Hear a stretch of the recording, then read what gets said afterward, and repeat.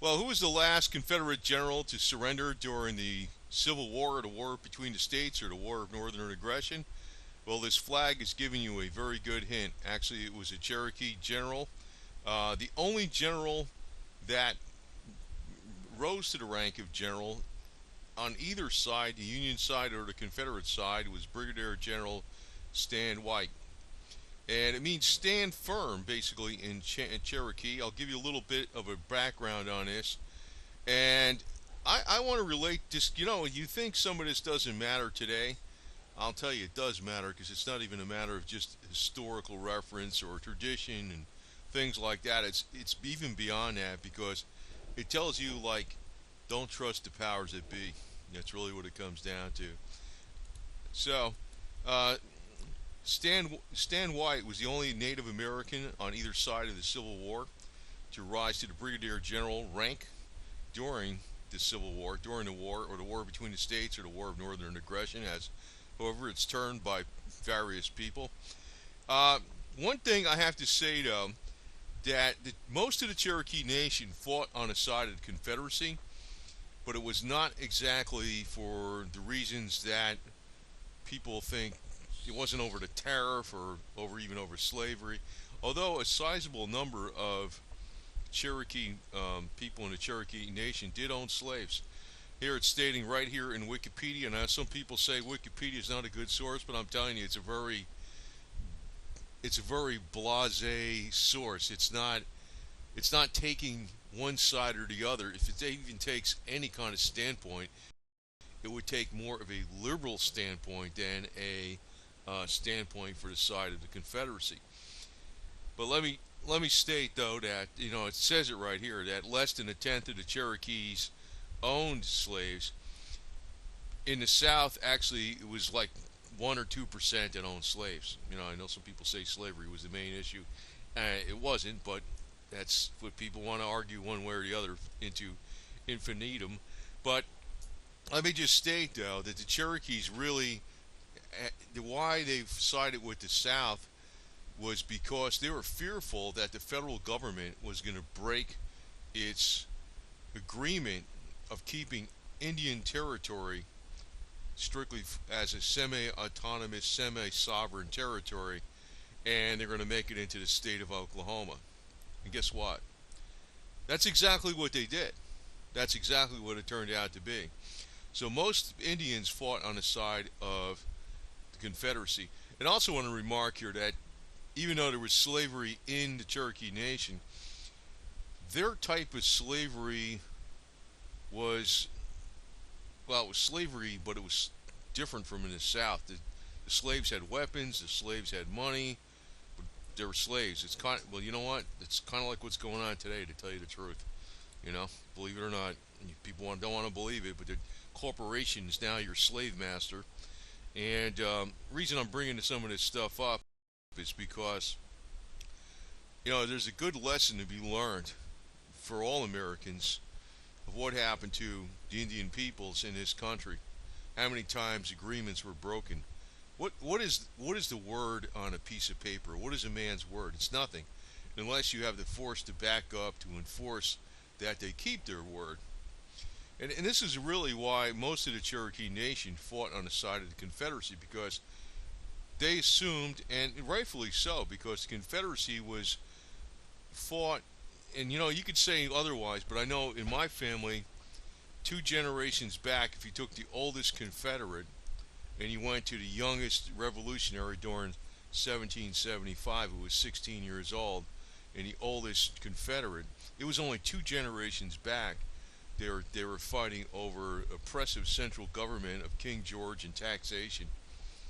And the Confederates viewed it as oppressive central government and taxing the hell out of the South, which was really something that started way back, even in the early 1800s. The South almost revolted over that back in 1828 with the Tariff of Abominations. But the Cherokee people, the issues of the Civil War were not why the majority, not all the Cherokee people went with fought for the Confederacy, but majority did. But the majority went with the Confederacy because they felt that their territories should be recognized as sovereign because, the Confederacy was about self-autonomy, states' rights, the, a people being able to pursue their type of, livelihood and way of life. And honestly, I think the Confederacy would have honored that more than anything. Unfortunately, though, what happened was the Confederacy lost, and therefore, um, it really put the Cherokee Nation in a bad way because then what happened was it really streamlined the process of making the Indian Territory into Oklahoma State. This was the Indian Territory right here, the red. This was called Indian Territory during the time of the Civil War, the war between the states, or northern aggression. So honestly, it looks like Stan Wyatt, he was correct. He was absolutely correct in his assumption that what was going to happen.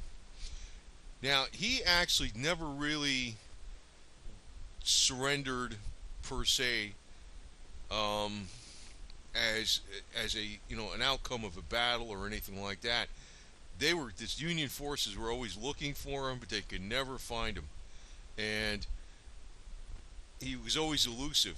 They were some of the greatest guerrilla fighters going in the Civil War, the war between the states, or the War of Northern Aggression. The Cherokee fighters on the side of the Confederacy. What happened was he eventually turned himself in on his own terms.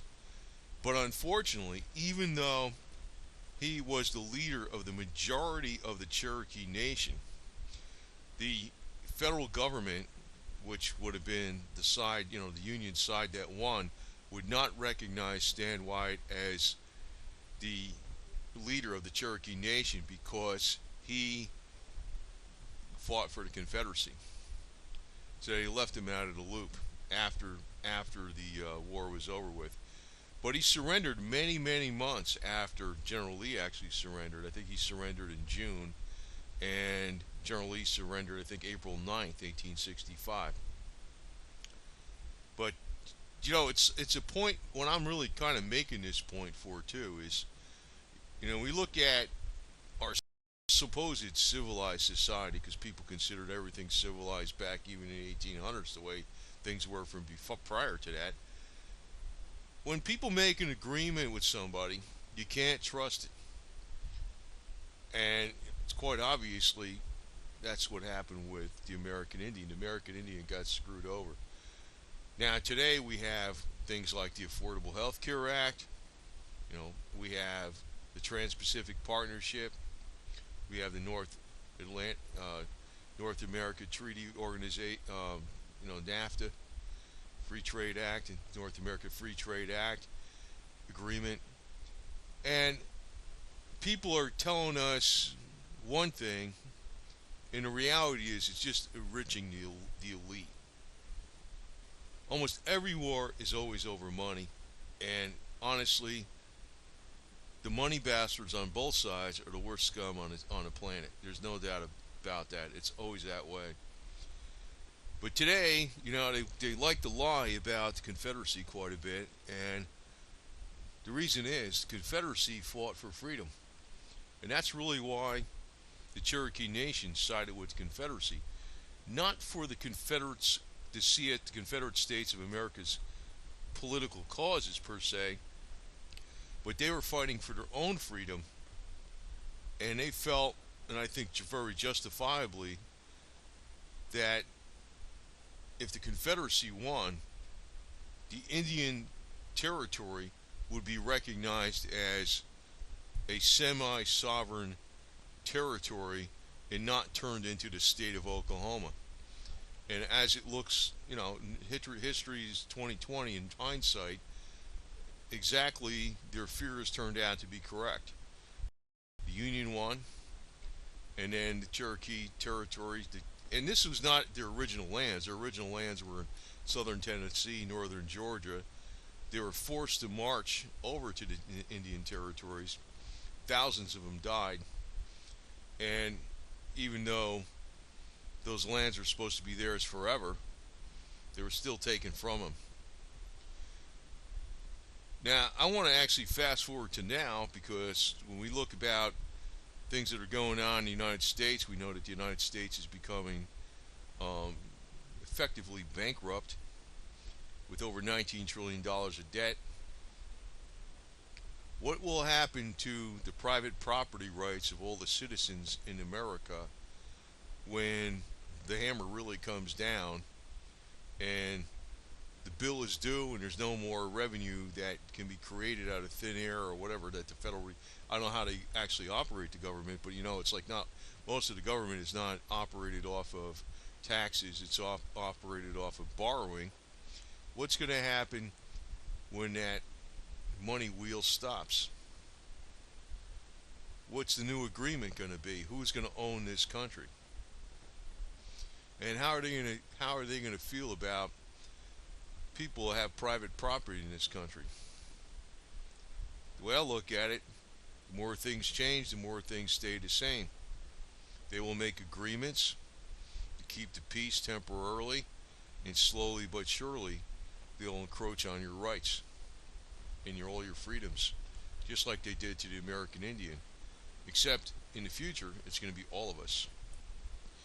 So this video is actually probably a little less of a paying homage to the Confederacy than it is to paying homage to the American Indian, and particularly the Cherokee Nation, who primarily fought under the Confederate States of America, not for the causes of the actual split between the states, but for their survival as a nation.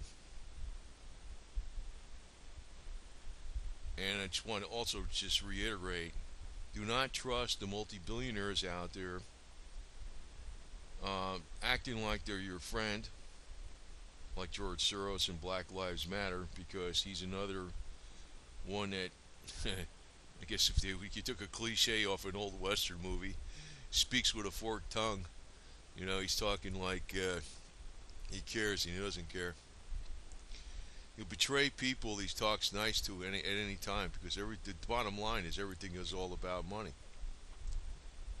And here, the Cherokee Nation was not all about money. They were just trying to keep their way of life going.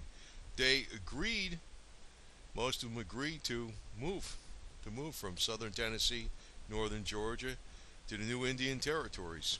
And look what happened. Look what happened. The new Indian territory was Oklahoma. And look what happened. It was taken over by the Union once the Union won. So, turns out their fears were correct. But here you're talking about the supposed, what you hear every day, the racist Confederacy that hates everybody except the white man. That's the cliche that's taught in all the universities and by, when millennials go to universities. And here the only Brigadier General, the only American Indian that rose to the rank of Brigadier General on either the Union or Confederate side was Stan White, and he was Confederate side. Nobody in the Union actually rose to that rank. Now, I could actually say other things about some of the disparity between the races. If you were a Union soldier and you were black, you got paid way less than your white counterpart. If you were a Confederate soldier and you were black, you got paid exactly the same. But of course, when you got our communist universities out there and being brainwashed to become the next leaders of our nation, they will sell us down the river in 2 seconds flat. Because I could tell you one thing, I got far less respect for people that are going to college today. Well, I guess it was like this even back in the 60s, but it's a matter of, it's not exactly how much you know, but it's a matter of knowing the truth. Because I can obscure the truth, and anybody can obscure the truth, with lots of little factoids and present a different mosaic. But the honest thing is, that the Confederacy was certainly no better or no worse than the Union. And in many cases, the Confederacy was fighting for the same causes as the American Revolution in 1776, whereas the Union was basically the New World Order. This is really why I hate the Confederate flag, because I realize it's not just rebel against authority, but it's about the right to self-autonomy, the right to individuals to pursue their own freedoms. It's actually the exact opposite of slavery. And being that the Cherokee Nation wanted to be a free and independent people, they chose the side of the Confederacy largely, not all, but mostly chose the side of the Confederacy because they felt that the Union was pushing very hard to make the Indian Territories into Oklahoma, and it turned out their fears were exactly correct. That's exactly what happened. But you got to have a lot of respect for the Cherokee Nation and stand white, which means stand firm. I think it's a rough translation of that name, means stand firm in Cherokee. He was the last Confederate general to surrender, many months after General Lee. So it's not a very well-known story, but I put it out here in a very succinct manner, abbreviated, and you could really dig into a lot more regarding the conflict between the states that does not fit the lies that are being told in the universities today. But there's an old Roman expression: the truth is mighty, and the truth will prevail.